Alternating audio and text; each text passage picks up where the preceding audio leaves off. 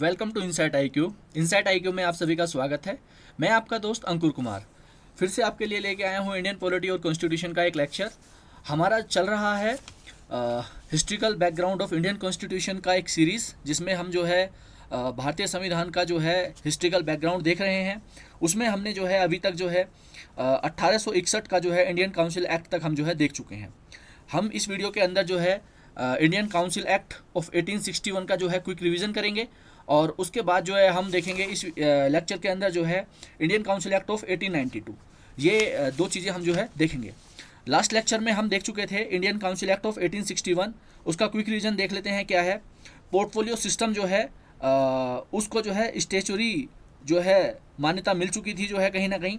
इसके अलावा जो है जो वायसराय थे उनको एम्पावर्ड किया गया था ऑर्डिनेंस इशू करने के लिए।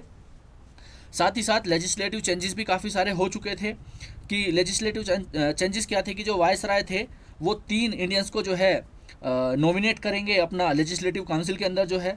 और वो जो 3 हमारे मेंबर्स जो नॉमिनेट हुए थे उसमें हमारे थे Raja of Banaras, Maharaja of Patiala, sir Dinkar Rao. ये हमारे 3 जो मेंबर्स थे इनको नॉमिनेट किया गया था वायसराय ने।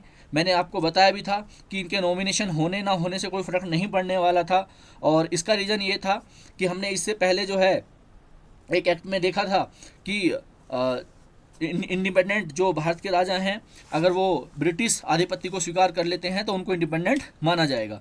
ये हमने जो है भारत सरकार अधिनियम 1858 में आपसे डिस्कस किया था, जिसमें कहा गया था कि अगर कोई ब्रिटिश सुजेनिटी को एक्सेप्ट कर लेता है, यानी कि ब्रिटिश सरकार के आधिपत्य को स्वीकार कर लिया जाता है, तो उसको इंडिपेंडेंट माना जाएगा। तो ये जो राजा थे तीनों, इनको भी कहीं ना कहीं इंडिपेंडेंट मान लिया गया था, तो इनके होने ना होने से कोई फ़र्क पड़ने वाला नहीं था। इसी के साथ साथ जो है डिसेंट्रलाइजेशन हो गया था। डिसेंट्रलाइजेशन में अपना क्या था कि जो बॉम्बे और मद्रास प्रेसिडेंसीज थी उनकी जो है लेजिस्लेटिव पावर को रिस्टोर कर दिया गया था। और अन्य परिवर्तन की अगर हम बात करते हैं तो अन्य परिवर्तन के अंदर जो है हमारा बंगाल और नॉर्थ वेस्टर्न प्रोविंस और पंजाब को जो है न्यू लेजिस्लेटिव काउंसिल जो है वहाँ पे इस्टेब्लिश की गई थी दोस्तों। तो ये सब जो है हम 1861 के जो है इंडियन काउंसिल एक्ट में देख चुके थे। अब आज की अगर हम लेक्चर की बात करते हैं या आज की हम अगर वीडियो की बात करते हैं तो उसको भी हम आगे देखेंगे दोस्तों। चलिए दोस्तों, आज का भी देख लेते हैं। आज का हमारा क्या है, अभी भी हमारा क्राउन रूल चल रहा है, और क्राउन रूल को हम पढ़ रहे हैं 1858 से लेकर 1947 तक। इससे पहले हमने जो है कंपनी रूल पढ़ लिया है ऑलरेडी, और अभी हमारा क्राउन रूल चल रहा है, उसके बारे में हम आगे डिस्कस कर रहे हैं।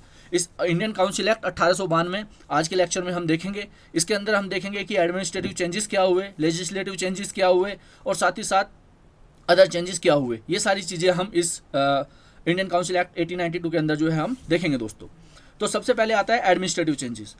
एडमिनिस्ट्रेटिव चेंजेस में क्या है, there is no administrative changes were made in this act. इस एक्ट में कोई भी जो है प्रशासनिक परिवर्तन नहीं किए गए दोस्तों। सीधी सी बात है, एक सिंपल लाइन है, और इसके अलावा कुछ भी नहीं है, इतना ही आपको याद रखना है।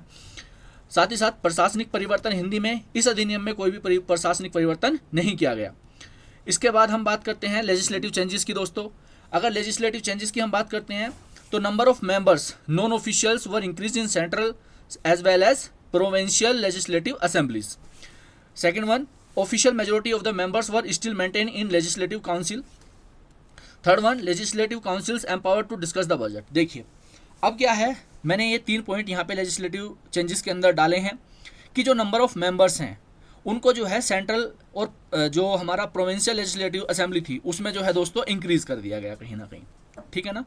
पहले कम मेंबर्स थे और इसके अंदर जो है मेंबर्स को बढ़ा दिया गया दोस्तों, ठीक है ना।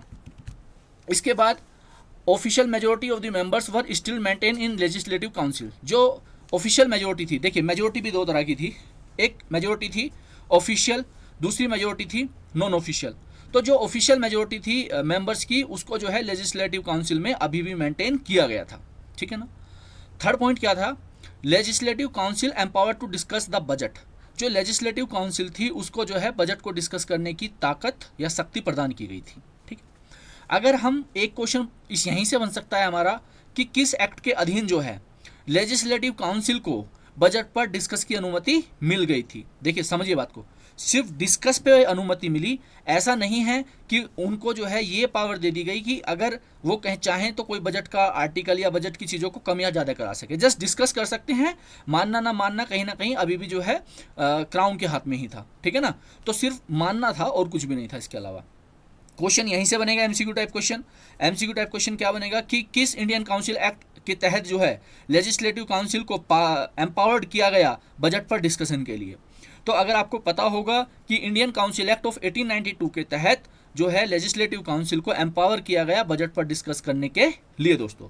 तो ये पॉइंट नंबर 3 को आप बहुत अच्छे से याद रखेंगे। बाकी पॉइंट नंबर 1 और पॉइंट नंबर 2 इसके अंदर जो है इतने इंपॉर्टेंट नहीं है दोस्तों। इसके बाद हिंदी में भी हम देख लेती हैं। केंद्रीय और प्रांतीय विधानसभाओं में सदस्यों की संख्या में वृद्धि की गई। गैर सरकारी, मैंने आपको पहले ही बताया, ऑफिशियल नॉन ऑफिशियल। ऑफिशियल जो है ऑफिशियल तो जो हमारा सरकार के द्वारा चल रहे हैं, जो उनके खुद के ब्रिटिश एम्प्लॉई हैं उनको हम जो है ऑफिशियल मानेंगे, और उसके अलावा जो नॉमिनेट किए गए हैं उनको गैर सरकारी मानेंगे, ठीक है। तो केंद्रीय और प्रांतीय विधानसभाओं में सदस्यों की संख्या में वृद्धि की गई, ठीक है। वो भी नॉन ऑफिशियल में, जो ऑफिशियल थे वो फिक्स रहे। सदस्यों का आधिकारिक बहुमत अभी भी विधान परिषदों में बनाए रखा गया था। विधान परिषदों को बजट पर चर्चा करने का अधिकार था। तो ये बेसिकली हमारा हिंदी में हो गया दोस्तों। इसके बाद आता है अदर चेंजेस। अदर चेंजेस में हमारा क्या है, limited and indirect provision for use of elections was made in this act. यानी कि लिमिटेड, सीमित और अप्रत्यक्ष प्रोविजन जो है किए गए इलेक्शंस को करवाने के लिए इस एक्ट के तहत। लेकिन ध्यान में देने वाली बात है कि कहीं भी इस एक्ट में इलेक्शन शब्द का उपयोग नहीं किया गया है दोस्तों। The word election was not use officially. Officially कहीं पर भी इलेक्शन शब्द का इस्तेमाल नहीं किया गया। हिंदी में भी देख लेते हैं। इस अधिनियम में चुनाव के उपयोग के लिए सीमित और अप्रत्यक्ष प्रावधान किया गया था। आधिकारिक तौर पर चुनाव शब्द का इस्तेमाल नहीं किया गया था दोस्तों। तो ये हमारा जो है 1892 का जो इंडियन काउंसिल एक्ट है दोस्तों, उसमें इतना ही है। केवल एक चीज़ आपको याद रखनी है, वो है बजट की 1892 के जो हमारा इंडियन काउंसिल एक्ट है उसके अंदर जो है इनको जो है एम्पावर्ड कर दिया गया था कि जो है आप बजट पर भी चर्चा कर सकते हैं दोस्तों। बाकी किसी में भी इस तरह की चीज़ें नहीं की गई थी, इससे पहले ऐसा बिल्कुल भी नहीं था दोस्तों। तो इतना ही आपको याद रखना है। इसके बाद अगर हम बात करते हैं तो जो हमारा नेक्स्ट लेक्चर होगा दोस्तों, उसमें हम डिस्कस करेंगे हमारा जो है 1919 का जो है गवर्नमेंट ऑफ इंडिया एक्ट 1919, या उसको हम मॉन्टेग्यू जो है चेम्सफोर्ड के नाम से भी जानते हैं, या मॉन्टेग्यू चेम्सफोर्ड सुधार के नाम से भी जानते हैं। तो ये हमारा एक्ट रहेगा। इसके बाद हम 1919 के बाद जो है हम डिस्कस करेंगे दोस्तों अपना 1919 से पहले 1909 का हम देखेंगे, इंडियन काउंसिल एक्ट ऑफ 1909, ठीक है। ये हम देखेंगे जिसको हम बोलते हैं मार्ले मिंटो सुधार। दूसरा हम देखेंगे 1919 का जो है भारत सरकार अधिनियम, और उसके बाद हम देखेंगे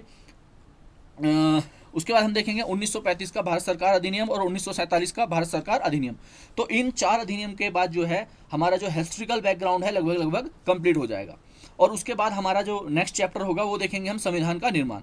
तो इसको हम जल्द से जल्द कंप्लीट करने की कोशिश करेंगे, जैसा कि हमारा सीरीज चल रहा है। और सीरीज हमारा historical background of Indian constitution, वो लगातार हमने स्पीड रूप से जो है पकड़ा हुआ है दोस्तों। इसी के साथ साथ आप हमारे चैनल के साथ जुड़े रहिए और हमारी वीडियोस को इसी तरह से जो है सपोर्ट करते रहिए। आपके सपोर्ट की ज़रूरत है कहीं ना कहीं। और अगर आपका कोई सुझाव है तो आप हमें जो है कमेंट के माध्यम से दे सकते हैं, और अगर आपकी कोई क्वेरी है तो आप मुझे ईमेल कर सकते हैं support@insightiq.in पर। थैंक यू दोस्तों, have a good day, take care, bye bye.